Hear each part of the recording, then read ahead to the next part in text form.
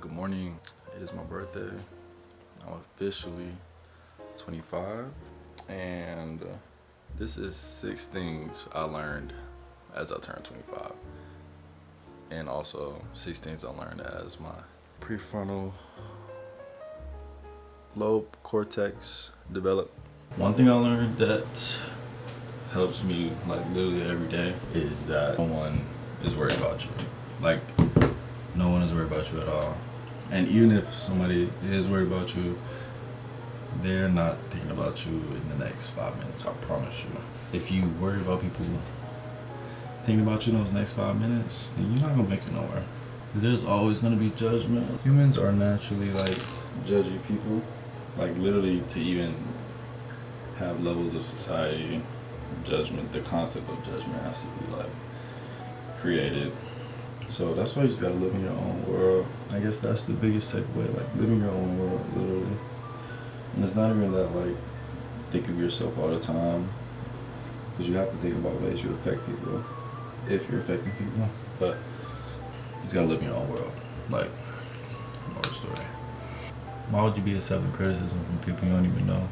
Like, I don't even accept criticism from people I don't even admire. Like, if I don't admire you at all, and don't like admire anything you do, it's not even that I don't want your life or something. It's like, why would I listen to you?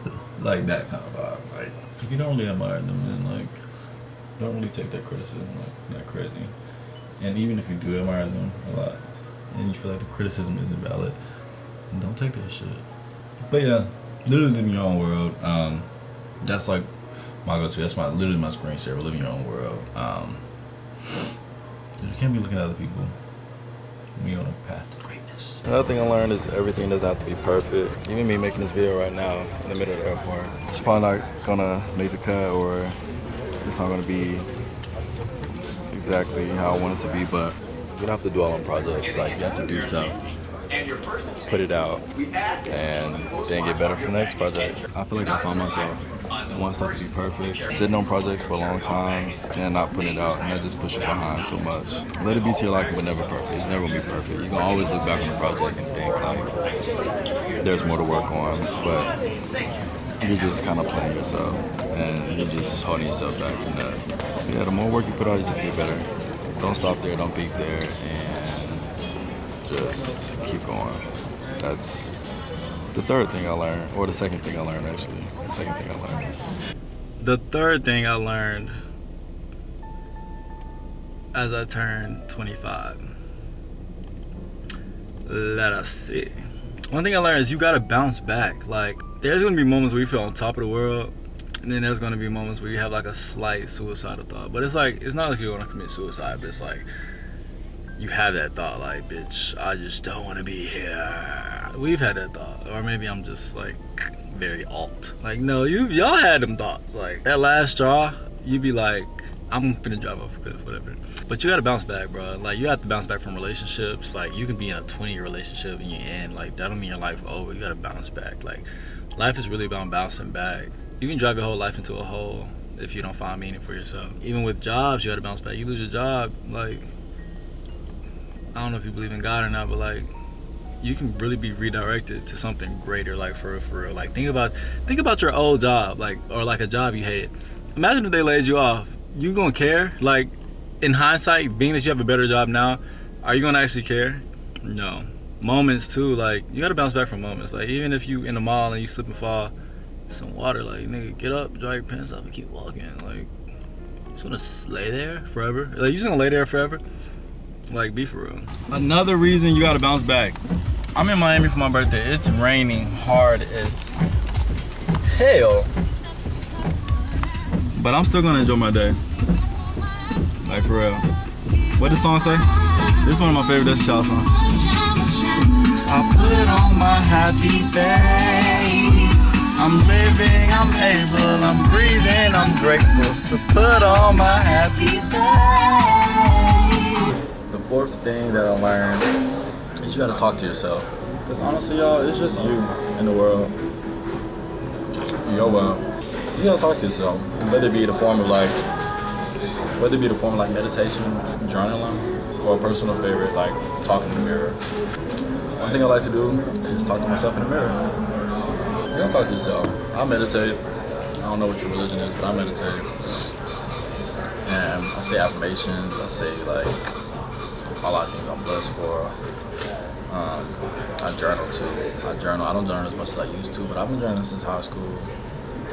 And it's so cool to like look back on it and see like your old entries and stuff like that. Looking back and see your old entries and see how far you came.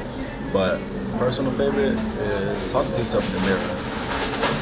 When you talk to yourself in the mirror, you tell yourself like, nigga, you're the GOAT. Like you're fine. Like your body is T. I be saying stuff like that. Yeah, so meditation, journaling, and talking to you, like, just talk to yourself. Like, I'm out eating by myself right now. It's my birthday, mind you, but go on dates with yourself. Like, develop a relationship with yourself because everybody's not gonna always be there. When I left school, I was really around all my best friends. When I moved home, I low-key went into like a little depression because it was like a culture shock. Like, not being around your support system every day is kind of different. Mind you, I do have a support system with my mom and stuff, but it's way different. Like, it's way different. So just talk to yourself. That's the moral of the story. So yeah. The fifth thing, it's funny I'm at my family's house when this fifth thing comes up, but the fifth one is show up for your people. Showing up for your people can take many forms, like going to visit them, like cool. That's probably the most common way of showing up, like in person. But just show up for them, talk to them, support what they got going on, like let them know you support what they got going on. Show up for them in like ways that they show up for you. You're not always gonna be the perfect friend or the perfect brother, perfect son, but it's all about impact. When you think about your closest friend, you think about like all the times they was really honestly there for you.